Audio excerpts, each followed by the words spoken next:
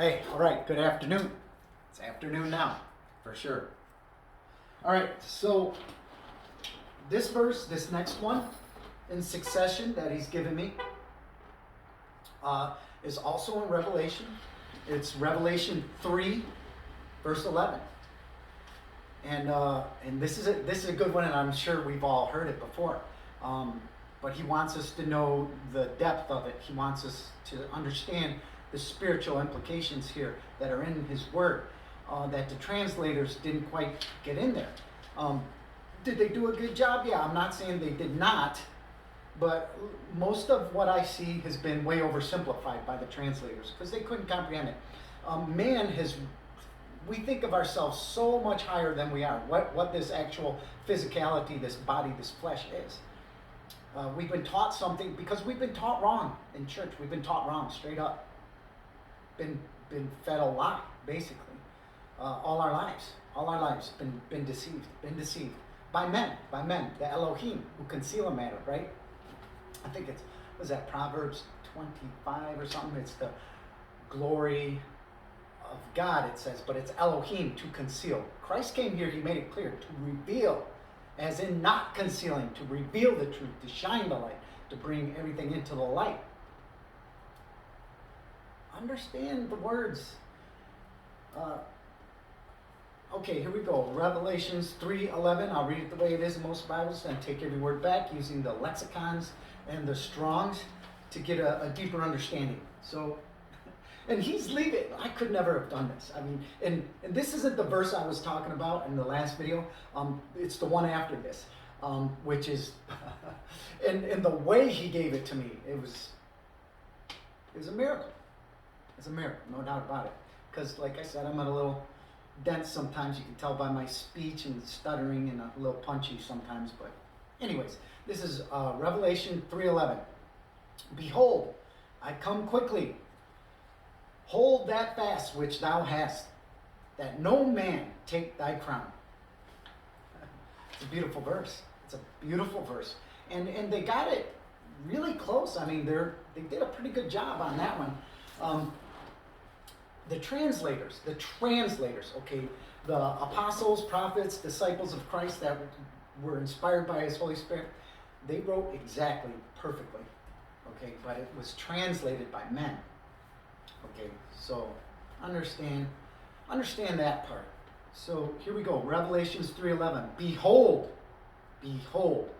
and that's like a bold statement, okay, behold, perceive with the mind what must be done to experience your condition, to get knowledge and understand the force of something that has a definite meaning to know. And the word force, he wanted me to define it. That word force, and this is Revelation right here. You can just Google these words, definition of force and this and that, but this is amazing. So force is a push or a pull upon an object resulting from an interaction with another object. An interaction. We listen to another voice, right? And we're led astray. When the interaction ceases by being born again of his spirit from above, the two objects no longer experience this force. I just thought that was amazing revelation right there. So anyways, of something that has a definite meaning to know and be aware of. He wants us to be aware. What had to be done by his death, burial, and resurrection, what had to be done, crucify this flesh must die, and it's going to, okay, understand that, or it'll be stripped off in some way, shape, or form when we're caught up to meet the Lord in the air, transformed into a glorious body, glorified body, to be like him, okay? So, he wants us to be aware of what had to be done to experience our condition.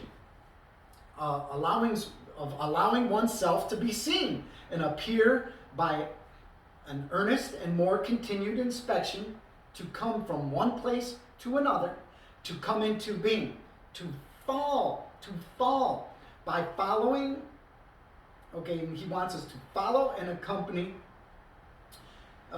one suddenly, and this is what needs to happen. We need to be caught up out of here, basically. So this is what he wants us to understand, what it took to come into being, right? It took his death, burial, and resurrection to be born again of the Spirit, right? Which we are fallen, okay?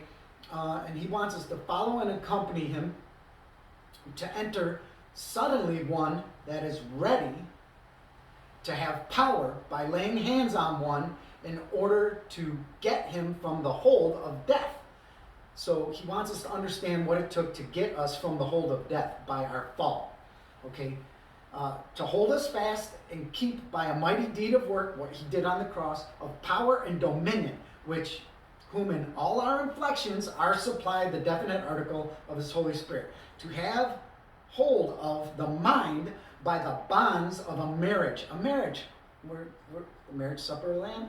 We're joined with him, the joining together in companionship, to be closely joined, to enjoy and recover, to rest and return the sick, in order that in all your inflections, not any man that is lacking wisdom can take away what is one's own for himself by fraud, which is a wrong and criminal deception to be used for his personal gain. Satan, roams around like a lion seeking who he can devour, right?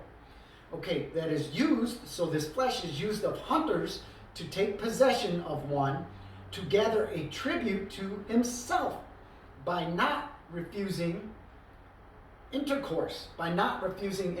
We saw it, we desired it, we lusted after it, and we fell and were birthed into it through intercourse. To receive and get knowledge that has been offered to one, to choose by vote, by our own free will, and I keep seeing that word, chose to choose by vote. It's very interesting. Okay, and he's done this to take away from another what is committed to him, to God. Satan tried to take away what was committed to God, all of us, his sheep that went astray, and to use us by a natural death of ourselves, of our own crown, of a mark of royalty, because we are the princes of God. We are true Israelites, and he's deceived us by offering us a body of physicality to do as we will, to gain knowledge of good and evil, to experience, by experiencing, being birthed into this physicality, this body, right? And in natural death, he's trying to take our crown, our royalty, by natural death. It's a mark of a royal rank. Our crown is a mark of a royal rank, is a prize that is given to the victors. It's given to the genuine servants of God and Christ, which is the reward of the righteous as a symbol of honor. So Satan's trying to take away what belongs to God, his children that have went astray, by intercourse, by offering us a body to do our own thing, have our own kingdom, to understand, to know good and evil, right? That's what he did. Follow me into my kingdom. You can do what you want, be your own God. You can create your own children, right? Make your own decisions, rule your own little kingdom here in this world. And he deceives us by the goods, the needs, the necessities, the relationships, the comforts and pleasures, the food, the cars, the vacations, everything of this world. And it's the troubles and tribulations of the things of this world that keep us completely blind and deceived. And by being taught by men, a deception of what our actual bodies in this physical world is. Temporary, dying, a fruit from the fallen tree. And that's why we have to become a new fruit from the tree of life, by being grafted back into the main vine through the gift of the Holy Spirit, only given by Jesus Christ, God's only begotten Son, his first, last, and only physical representation of himself, who came here. God himself came here. He is God incarnate, who came here to show us the way to go back home. This flesh must be crucified. And he showed us that we will be resurrected if we believe and trust in him and follow him. Because we followed another, we were deceived into this world. We were deceived, just like that verse says. Deception, a criminal deception by fraud. And look, just think about it. Look what we're seeing playing out in this physical world right now. The deception, the fraud, everything that's happening. And this is right in Revelation. So where are we? We're right in Revelation. And the next verse he gave me is amazing, and he gave it to me in a miraculous way. And I'll show you because I can prove it. I can prove it. I'll show you how. And it's, you know, it might not seem all that miraculous to you, but it definitely was. There's no doubt about it.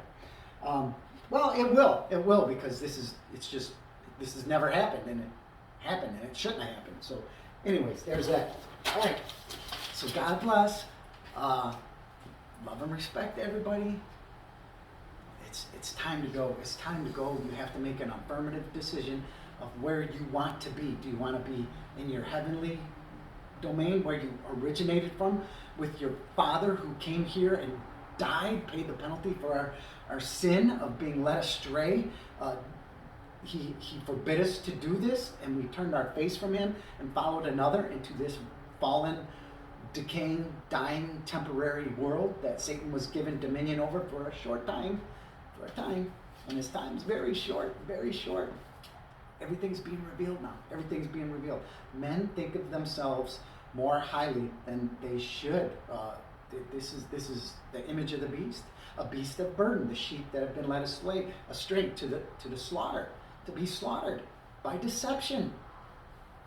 Got to understand what it is, what this world is. And I'm not saying to hate it. We're to love and show respect to everybody and try to lead them into the light. All right, God bless. Have a great day. Bye.